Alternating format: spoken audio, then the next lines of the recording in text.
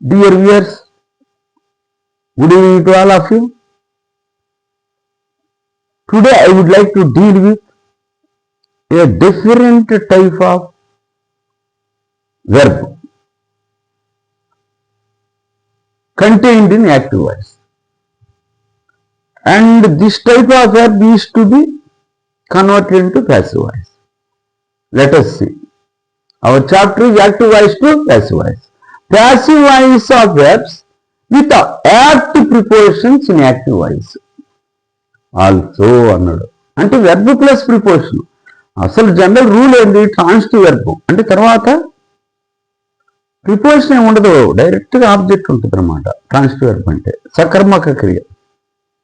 వీళ్ళు ఏం చేస్తున్నారు? కొన్ని అకర్మక క్రియలు ఉన్నాయి, ఇంట్రాన్సిటివ్ వెర్బ్స్ అంటారు. వాటి తర్వాత ప్రిపోజిషన్ నుంచి అప్పుడు ప్యాసివ్ వాయిస్ చేయొచ్చు అనమాట. జనరల్గా అయితే అసలు ఇంట్రాన్సిటివ్ వెర్బ్ని ప్యాసివ్ వాయిస్ చేయకూడదు.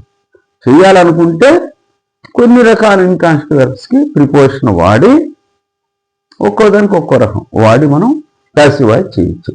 ప్రిపోజిషన్ వాడంగానే దానికి ట్రాన్సిటివ్ వెర్బ్ లక్షణాలు వస్తాయి. అందుకని మీ ప్రిపోజిషనల్ వెర్బ్ అని కూడా అంటారు.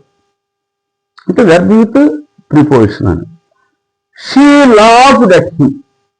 లాఫ్డ్ కూడా ఇంట్రాన్సిటివ్ వెర్బ్, అసలు ప్యాసివ్ వాయిస్ లేదు దానికి. కానీ చేయాలనుకుంటే పక్కన ప్రిపోజిషన్ పెట్టుకున్నాడు, అప్పుడేమైంది? ట్రాన్సిటివ్ లక్షణాలు వస్తాయి. లాఫ్డ్ ఎట్ తర్వాత ఆబ్జెక్ట్. ఆబ్జెక్ట్ ఎవరు చేస్తారండి? హీ ఫస్ట్ ఇదే. He was laughed at. At వదిలేయకూడదు, అది కూడా తీసుకురావాలి. ఇక్కడ ఆవు దూడ, ఆవు కొన్నప్పుడు దూడం కూడా తీసుకొస్తారు అట్లా. He was laughed at. తర్వాత ఏం చేయాలా? మామూలుగా ప్రిపోజిషన్ తెచ్చుకుంటారు కదా మీరు ప్యాసివ్ వాయిస్లో. బై తెచ్చాయి ఇక్కడ, జనరల్గా బై వస్తాను. బై తర్వాత ఈ సబ్జెక్ట్ ఆబ్జెక్ట్. మీకు ఎన్ని తెలుసు, మీకు ముందు వెర్బ్ కట్టుకోవాలా, ఆబ్జెక్ట్ సబ్జెక్ట్ అన్ని రూల్స్ ఇంతకుముందే నేర్చుకున్నారు. కొంచెం అడ్వాన్స్డ్ గ్రామర్ ఇది. తర్వాత ఏంది? He smiled at her. She was smiled at by him. I look after my parents. My parents are looked after by me. They derided at me. Deride అంటే ridiculed అని, గేల్డ్ అని, గలవా చేశారు అని. దే డిరైడెడ్ ఎట్ మీ.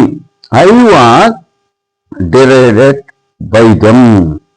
అది ఇవి గమనించుకోవాలి. Thank you very much for ever being.